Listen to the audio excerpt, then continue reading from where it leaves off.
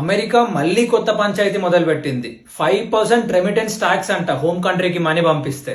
Recent గా American Congress లో ఒక బిల్ ఇంట్రడ్యూస్ చేశారు. ఆ బిల్ ఏంటంటే, ఒకవేళ అమెరికన్ సిటిజన్ కాకుండా ఇంకే వీసా మీద ఉన్నా కూడా, ఇట్ మైట్ బి F1 కానీ, L1 కానీ, H1 కానీ, ఈవెన్ గ్రీన్ కార్డ్ హోల్డర్స్ కూడా, అంటే సిటిజన్స్ కాకుండా ఎవరైనా సరే మనీని హోమ్ కంట్రీకి ట్రాన్స్ఫర్ చేస్తే ఆ మనీ పైన 5% రెమిటెన్స్ ట్యాక్స్ పడుతుందంట. ఈ బిల్ అనేది బై ఎండ్ ఆఫ్ మే అలా అప్రూవ్ అయ్యి జూన్ ఆర్ జూలైలో ఫంక్షనింగ్ కి రావచ్చు అని అంటున్నారు.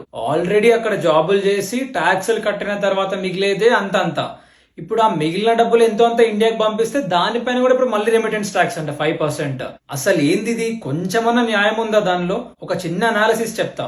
2023-24 లో reserve Bank of India data చూస్తే వేరే కంట్రీ నుంచి మన కంట్రీకి మనీ పంపించింది ఆల్మోస్ట్ $118 బిలియన్, $118 బిలియన్ అనమాట.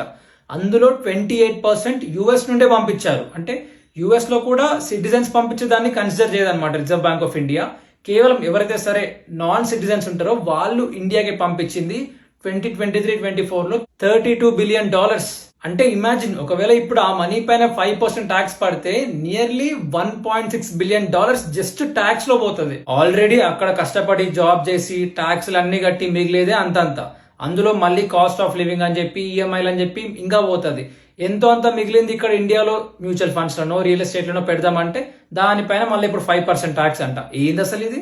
ఒకవేళ ఈ బిల్ అనేది ఫంక్షనింగ్ వస్తే బ్యాంక్ ట్రాన్సాక్షన్స్ తగ్గిపోతాయి, హవాలా పెరిగిపోతుంది. నేను అక్కడ డాలర్స్ లో పంపిస్తాను, నువ్వు నాకు INR లో సెండ్ చేయని చెప్పి ఇలాంటివి జరుగుతాయి.